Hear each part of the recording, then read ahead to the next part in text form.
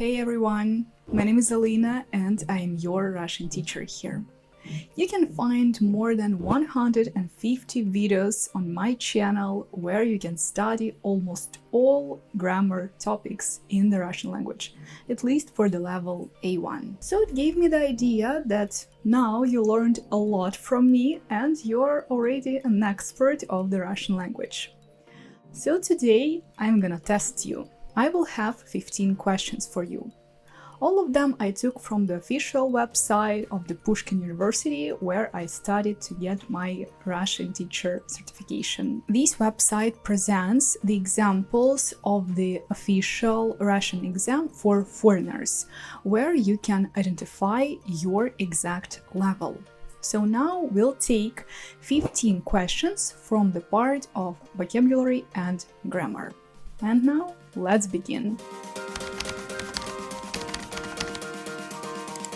Let me explain you how we're gonna work.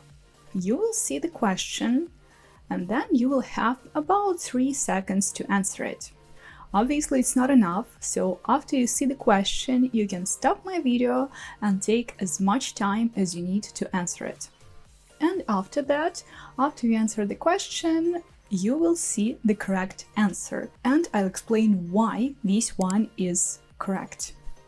Are you ready now? Let's begin. The question number 1. Обычно я дома. Поужинал, буду ужинать, ужинаю. The correct option is the last one. That's the only word here that is in the present tense imperfective. Other, they are not correct because it's either past tense or future. This question is about knowing the aspects of the Russian verbs. I have the whole course on Udemy about these topics, so if you don't know anything, if you don't know how they work, welcome to study it. And the second question. Почему тебе не эта книга? Нравится, нравится, нравишься. You're right, the correct option is the first one. That's the most common way to use this word, нравится. It should be present tense, third person singular. Sometimes it's plural if you like something in plural, but in our case we have just one book. This book. Это книга. That's why we choose the first option. The second option is just basic form, infinitive. Pay attention that they sound exactly the same. Нравится, нравится. You just have to know how to write this one down. And the last one is you form. Ты нравишься. For example, when I need to say I like you, I would use this form ты мне нравишься. I have a video about this verb to like, how it works, because it's not really a regular verb, so you need to know how to use it correctly. Okay, the third question. Мы завтра этот фильм. And the options. Смотришь, смотрим, посмотрим. Correctly, the last one is correct. Посмотрим. The word завтра in the question shows us that it should be future tense, and the only one in the future here is the last option. It's perfective aspect, so we show the result of the action that tomorrow we'll watch the movie, we'll finish the movie, just the fact of the completed action in the future. So that's why we choose the last option. Okay, the question number 4. Мне очень твоя помощь. Нужна, нужен, нужны. You're right, the option number 1 is correct. Нужна. Why? The word нужно has 4 forms. It'll be masculine, feminine, neutral, plural. In our case, we need feminine. Why? Because of the word помощь. Твоя помощь. If you don't know if помощь is feminine or masculine because it has soft sign at the end, here the word твоя helps us to identify it. You don't even need to know it at the exam. You see, all other words in the question, they kind of help us to see, to find the right answer. That's why нужна is the only correct option here. Again, I have another video about this word need and how to use it in Russian. Okay, the next question. Банк сегодня... Я пойду туда завтра. Закрыто, закрыт, закрыто. That's right, we need the second option, закрыт. Закрыт, as you can see, looks like masculine. And because we talk about the bank, which is also masculine, we have to choose this option. Okay, the question number 6. Now we will start the cases. Probably your favorite grammar topic in the Russian language. Сейчас занята. Позвоните через час. Ей, ее, она. You're right, the last one is correct. Она. Она сейчас занята. The word занята doesn't require any case. So with the word занята, she is busy, he is busy, I'm busy, we will always use our pronouns and nouns in the nominative case. Я занята, ты занят, он занят, она занята. The question number 7. Be careful here. Сказали результаты экзамена. У тебя, тебе, тебя. This one is complicated, and the correct option is the second one. Тебе. Why? Let's try to translate this sentence. Сказали результаты экзамена.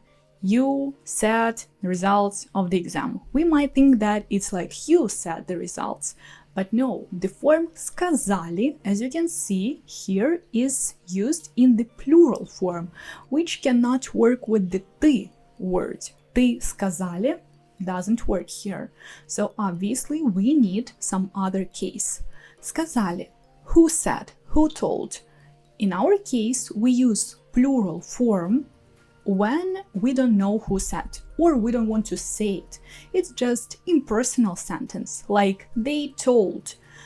In general, we will translate this sentence like they told you the results of the exam. So you, in this case, you are the recipient of the information, and the recipient of the information is always the dative case. That's why we have to use тебе сказали. I have another course about cases on Udemy, so you can study it there. Here in this test you will have a lot of questions about cases, so cases actually is the most important topic in the Russian language.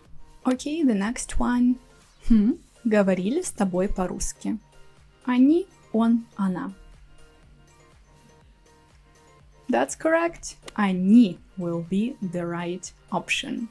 If you listened carefully what I said before, сказали or говорили, that's the plural form.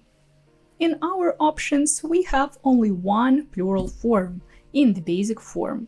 That's они. So они is the only correct option here. Okay, the next one. Извините, вы не знаете, где главное? Аудиторию, аудитория, аудиторий. Correctly, the second one will be correct. Auditoria.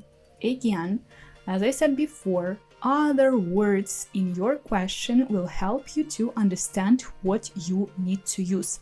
Где главное? Главное, if you pay attention to this adjective, it's in the basic form. So your noun also should be in the basic form. There is no case here, it's just the subject of the sentence. The question number 10. Передай, пожалуйста, эту книгу Марину, Марина, Марине. That's right, the last one. Марине. Marina, in this case, is the recipient of the book. Give, please, this book to Marina. So give this book to Marina. In our case, Marina is the recipient of the book. Dative case again. Okay, the next one. Я познакомлю тебя с моей подругой Алена, Аленой, Алену. Correct. Аленой. Here, it's not even necessary to know the cases. I mean, it's necessary to know, but you can easily guess this one. Because, again, if you look at the other words in the sentence, моей подругой, what endings do you see? Ей, ой. In our options, you have the only word that has the same ending. Алло, ной. Another ой. Okay, the next one. Где будет проходить лекция по литературе, литературы, литературу? Correctly, the first one. Литературе.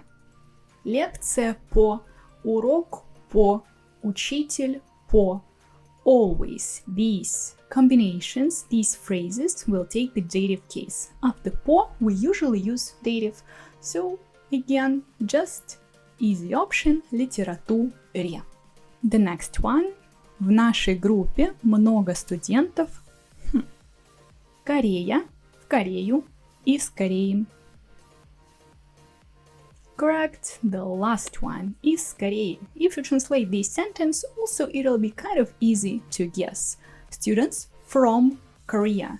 The only one that is from here is the word is. That's why we take из Кореи. We don't even need to think about the case. The next one. Это очень здание. Высокое, высокое, высокий. Correctly, the first option, высокое. It's not about the cases, it's about the agreement of nouns and adjectives. Здание is neutral, so we have to look for the neutral adjective, which is the only option here, высокое. And finally, the last one. Вы обедаете в этом ресторан, ресторану, ресторане. That's correct, ресторане. This one is prepositional case because you talk about the location here. You have dinner where? In the restaurant. So that's why here is easy. We choose always prepositional case when you talk about the places and locations. And that's it. I hope, I'm sure, that you answered most of the questions correctly. Write in the comments how many you got correct. And maybe if you had some problems, also write why you thought that it would be the correct option. In this video, we took only 15 questions, but the original test consists of 30 questions.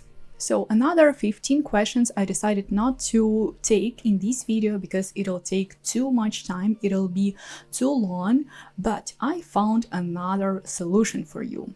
As you might already know, I have a free Telegram channel where very often I post different polls after each my YouTube video where you can test your understanding of this video. If you didn't know about this channel, please subscribe to it because it's free and you can practice more Russian there. You can find the link in the description of the video, and if you don't find it there for some reason, you can just search it in Telegram. The name is exactly the same as my YouTube channel, Lina's Lessons. So, what solution do I have for you? After posting this video, I will post another 15 lessons there in that Telegram channel. So there you will have the same logic, you will have the question, 3 options, and you will need to choose the correct option. So please subscribe to this channel and practice another 15 questions from this official exam. And let me know what you think about this format, if you like it and if you want to do something like this more. Thank you very much for watching, subscribe to my channel and learn Russian with me.